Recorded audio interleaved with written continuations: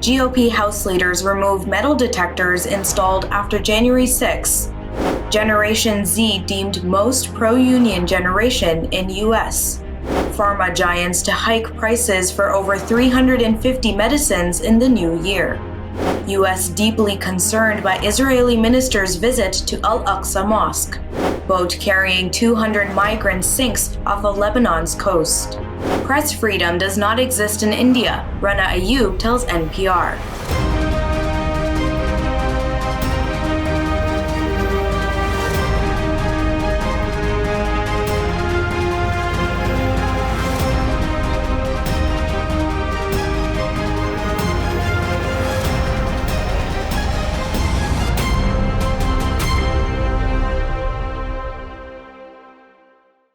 From Toronto studios, this is the Muslim News on Muslim Network TV. Assalamu alaikum, I'm Saamiyah Syed.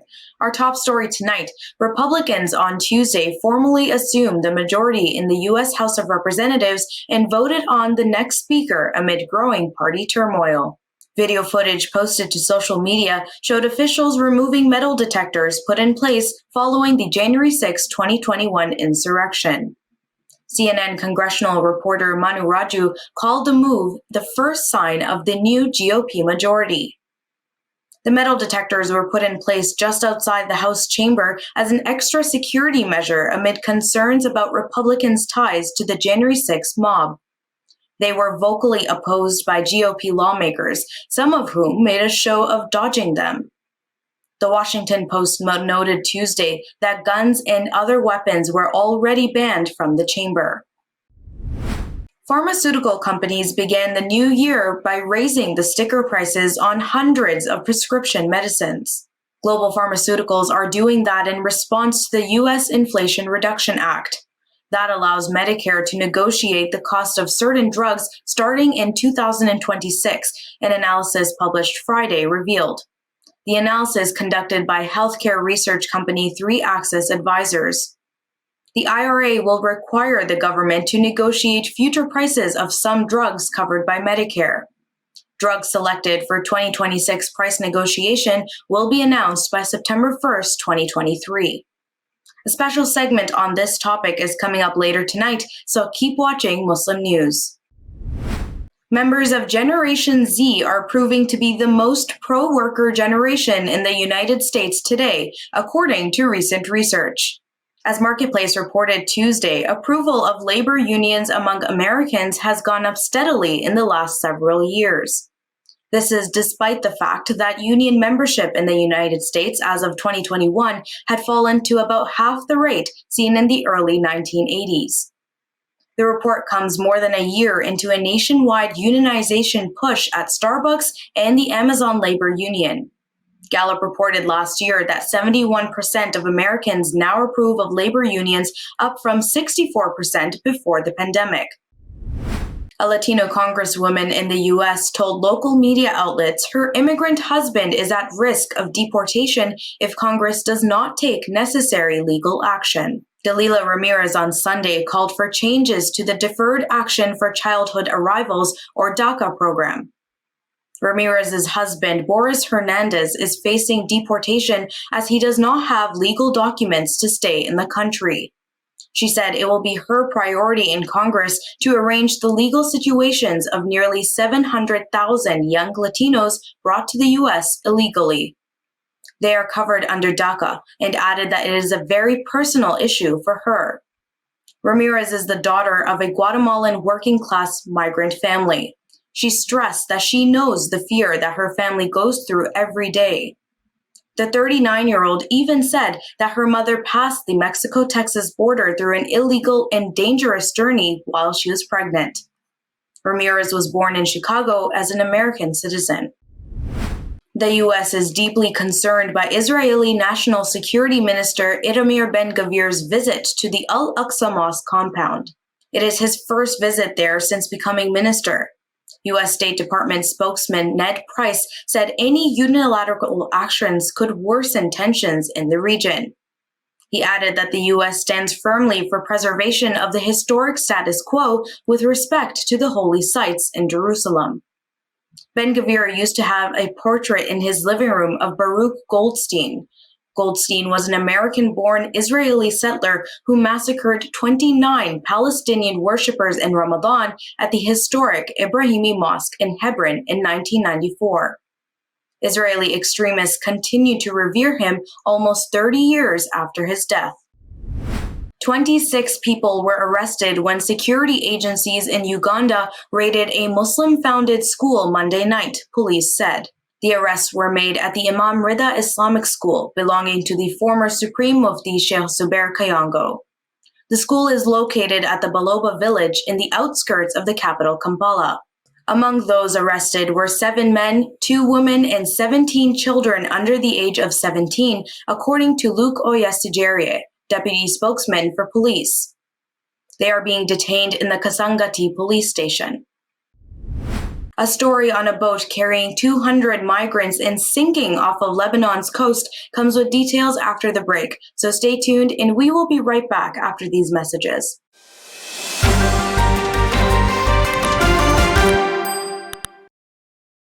Welcome back. A boat carrying 200 would-be migrants sank off of Lebanon's coast Saturday, according to the military. The army said naval forces headed to the site of the sinking boat north of Beirut and rescued the migrants. It did not provide details about their nationalities. The statement said the boat was carrying people trying to cross Lebanese territorial waters illegally. In September, 94 people died after a boat carrying irregular migrants sank off of the coast of Syria after setting off from Lebanon. Attempts by Lebanese and Syrians to migrate illegally to Europe have increased in recent months. This is as both countries struggle economically. Lebanon has been grappling with a severe economic crisis since late 2019, including massive currency depreciation and fuel and medical shortages. Egypt on Monday repatriated an ancient artifact known as the Green Coffin from the Houston Museum of Natural Sciences. A ceremony was held at the Foreign Ministry in Cairo to receive it. Foreign Minister Sameh Shoukry said the piece was recovered through cooperation with U.S. authorities after several years of effort. He said Egypt has managed to recover over 29,000 artifacts in the last 10 years. Minister of Tourism and Antiquities Ahmed Issa said the coffin was stolen several years ago from Egypt and smuggled into the U.S. The coffin lid belonged to a priest of the Heracleopolis city, Ankh in Minat, and dates from the late period 664 to 332 BC. The lid is about 9 feet long, carved in wood and decorated with columns of hieroglyphic text covered in gold. Environmentalists and rights activists are celebrating the selection of Marina Silva and Sonia Guajajara to serve as Brazil's environment and indigenous ministers, respectively. Brazilian President-elect Luiz Inácio Lula da Silva confirmed their appointments. Lula is set to be sworn in on Sunday after defeating right-wing President Jair Bolsonaro in an October runoff. Since his 2019 inauguration, Bolsonaro has faced intense international condemnation for failing the Amazon and indigenous people. Critics argued his policies encourage not only destruction of the rainforest, but also attacks on its defenders. Under Bolsonaro, the Brazilian Amazon has seen record deforestation driven by agribusiness and other damaging industries. Recent research warns parts of the biodiverse rainforest may have already reached a key tipping point and may never recover from shifting to savanna. This would have global consequences given how much planet-heating carbon dioxide the Amazon stores. Lula, a Workers' Party member, previously served 2 terms as Brazil's president. His supporters stressed his election was crucial for indigenous people, the environment, and the global climate. Afghan Taliban spokesman Zabihullah Mujahid said Tuesday his government desired good relations with Pakistan and neighboring countries. Mujahid urged Islamabad to refrain from issuing what it called provocative and baseless statements. Pakistan's National Security Committee on Monday asked Afghanistan's Taliban rulers to deny safe haven to Pakistani terrorist groups on Afghan soil. The strongly worded statement was issued at the end of a 2-day committee meeting. The committee said Pakistan's security is uncompromisable. Pakistani Defense Minister Khaja Asif said Afghanistan's soil continues to be used against Pakistan, despite the Taliban's pledge not to do so in the Doha Agreement. That was a peace agreement signed by the United States and the Taliban in February 2020 in Qatar's capital, Doha, to bring an end to the US-led 20-year war in Afghanistan. The Indian government is cracking down on journalists critical of Prime Minister Narendra Modi, says prominent investigative reporter Rana Ayyub. Ayyub, a Washington Post columnist and frequent critic of Modi's government, has often drawn the ire of the right-wing Hindu politicians. She has faced online harassment, death threats, and India's judiciary system. She told NPR's Morning Edition host A. Martinez this week that there is nothing like press freedom in the world's largest democracy of 1.3 billion people. Ayyub said most mainstream media outlets in India are literally repeating the government's lies. She added the ones who are independent and critical of the government are paying a price. India is ranked at 150 out of 180 countries on the World Press Index, according to Reporters Without Borders. In March 2022, Ayyub was stopped at Mumbai airport from boarding a flight to London to give a talk about online violence against female journalists. Indian authorities barred her from leaving because of an ongoing investigation into alleged financial crimes. Coming up after the break is our in-depth analysis segment, so stay tuned and we will be right back after these messages.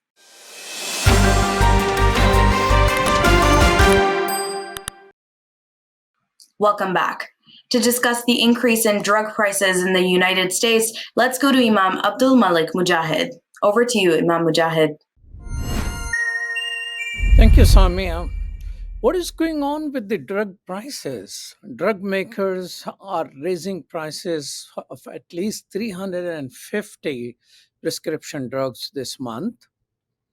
America is on drugs, that's prescription drugs. 62% of adults take at least one prescription medicine daily, and 25% of America takes four or more. Why these consumers are not becoming a power? We have Tahir Amin with us. Welcome to Muslim Network TV. Hi, Assalamu alaikum. Walaikum salam wa rahmatullah. Tahir Amin is founder and executive director of I-MAK, a not-for-profit working to address structural inequalities in how medicine is developed and distributed. So tell us why these prices are going up and why people are not up in arm about it. It seems to be an annual event that the drug companies increase their prices. I think the only time in the last few years where they may not have done that was when COVID started. I think that was probably 2021 was the year that they may not have raised their prices. But this is an annual event, and they will point to inflation. They will point to rebate companies charging more, and so that will justify the increase in list prices. But there's a lot more at play here when you look at how the pharmaceutical industry works. If you look at some of the top-selling drugs over the last decade, something like Humira, AbbVie, for example, once its main patents had started to expire, had filed a number of other patents, which is what gives them the exclusivity. Only they can sell the drug. They increase their prices by double, and that's where they make most of their profits. So there's a number of mechanics that go into why the pharmaceutical industry can keep raising the prices on these drugs for a lot longer.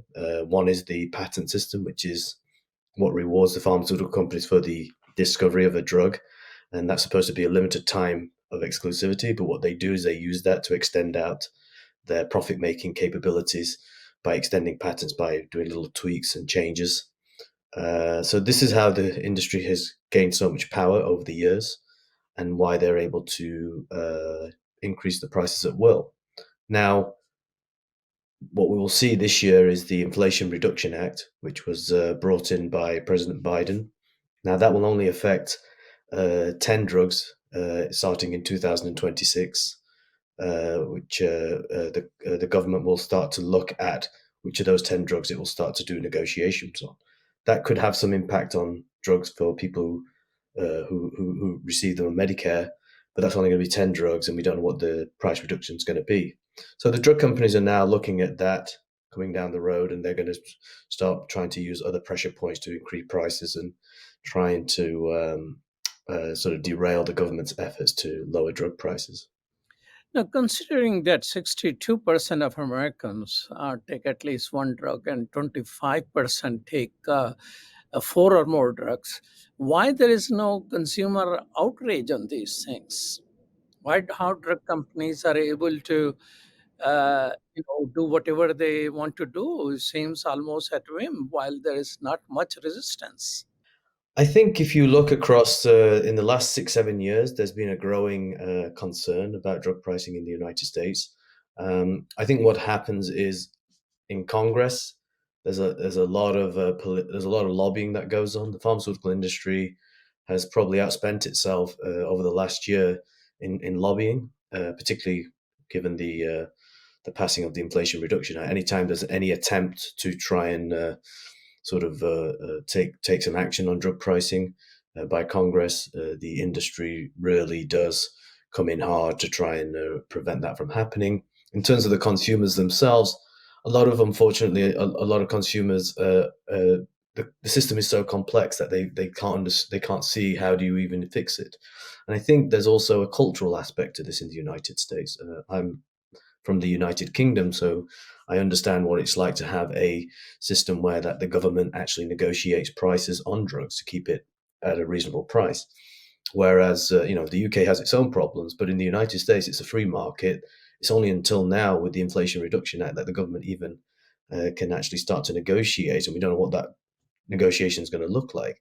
So the United States is, in a way, it's an outlier when it comes to health systems and drug pricing, because the US prides itself on being a free market.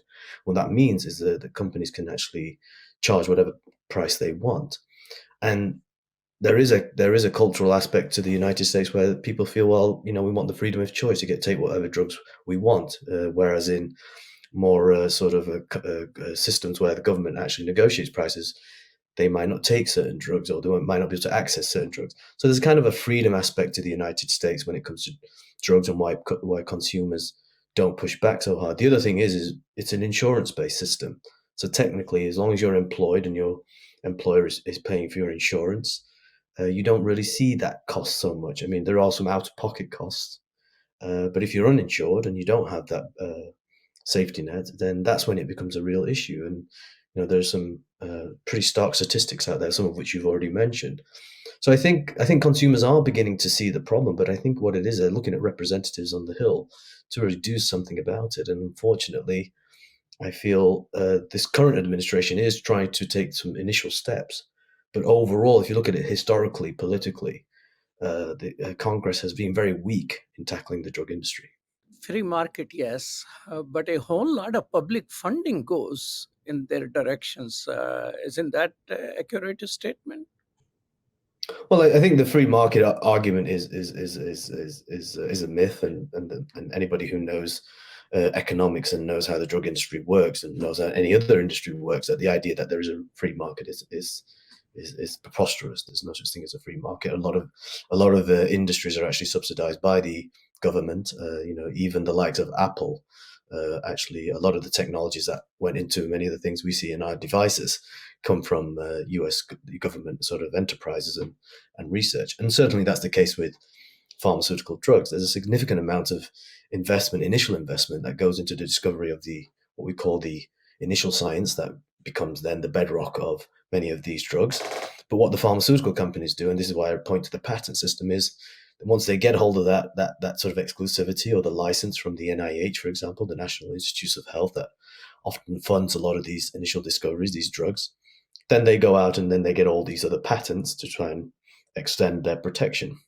And in some cases, instead of a drug coming off, becoming sort of generic, or the biosimilar version, which is for biologic drugs, becoming available after sort of having competition after sort of 10 years after the patent expires. It should be you get 20 years for a patent, and then usually it's 10 years of marketing, 11 years of marketing exclusivity, but they are able to extend it for sort of beyond sort of 15, 16, 17, or sometimes 20 years. And what that means is more cost to the consumer, no competition. And when you think about the concept of a free market, the free market is supposed to be competitive. It isn't. It's actually a monopolistic system we have in the United States. And unfortunately, that's also affecting many countries around the world, because the United States is a net exporter of this kind of model. This is the kind of system that the pharmaceutical companies want, not only in the United States, but in every other country around the world, because that only enhances its profits. So the idea that we have a free market is a myth, but the idea that government subsidizes all these drugs really doesn't really hit home to people. It hit home a little bit during COVID, when all these vaccines were actually developed by a lot with government money.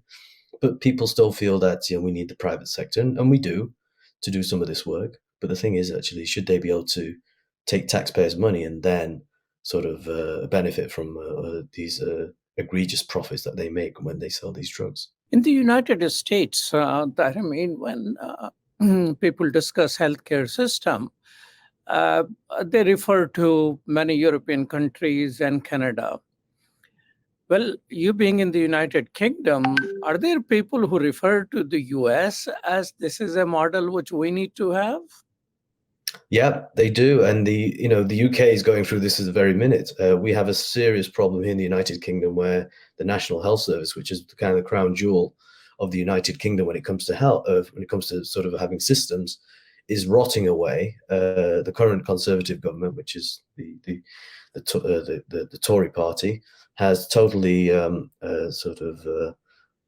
disinvested from the NHS as it's been in power, and now they're looking for trade agreements, and one of those is with the United States, and they're looking to privatize a lot of the healthcare system. And so they feel that the United States is this model for some kind of affordable healthcare system and a better healthcare system. And it's actually, having lived in both countries for a significant amount of time, I cannot believe that most Americans and British people would see that as a model. I think to a lot of British people's credit, they do know how important the NHS and how important it is to have a government that negotiates its drug prices, which it currently does. So I don't think the British public is totally deluded by that. But there's this thing, though, that the US believes that this is the best system for everyone.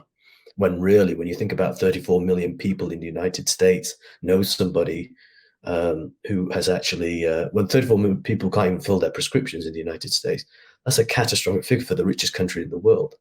But unfortunately, the sway of the United States and the pharmaceutical lobbying system around the world is very persuasive. And when you have trade deals, and even when you see what's happening in countries like India, where the pharmaceutical industry now has slowly started to whittle away and take over a lot of the domestic industry. And it's the same in Pakistan as well. I've worked globally around the world on these issues, and the United States has a huge influence because of the pressure from the pharmaceutical industry to try and get the systems that they want. And when really it's the worst of a kind.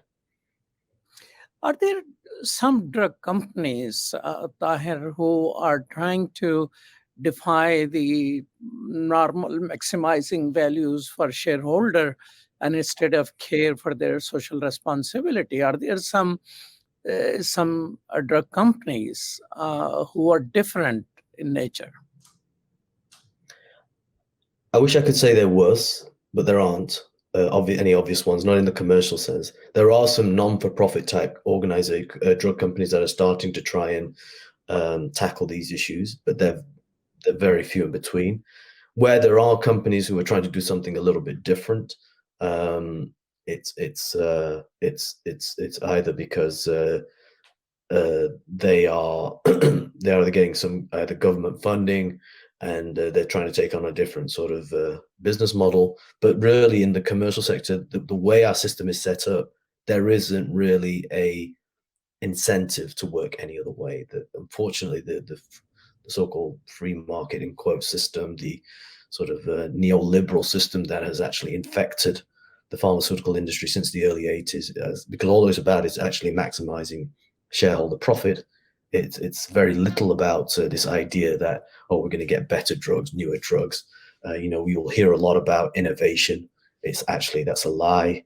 Pharmaceutical companies have become adept at tweaking existing drugs and then passing it off as some major path-breaking science so that they can roll out a slightly different version of a drug, or even actually claim that they invented something when really it was government funding, as you said before, that has done a lot of the heavy lifting in terms of research costs.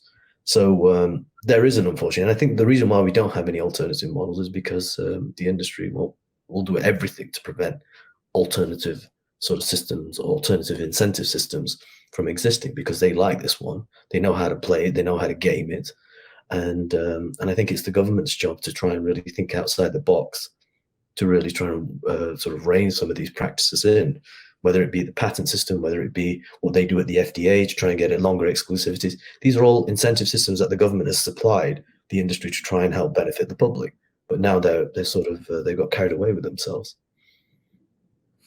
Well, thank you so much, Tahir Amin, for your time. No, it's my pleasure. Thank you. Wa alaikum salam. Back to you, Saamiyah. Thank you so much, Imam Mujahid. That's all from our Toronto studios tonight. Thank you for tuning in. You can find previous episodes and more on our YouTube or Facebook. For more content, keep watching Muslim Network TV or visit muslimnetwork.tv. Assalamu alaikum and good night.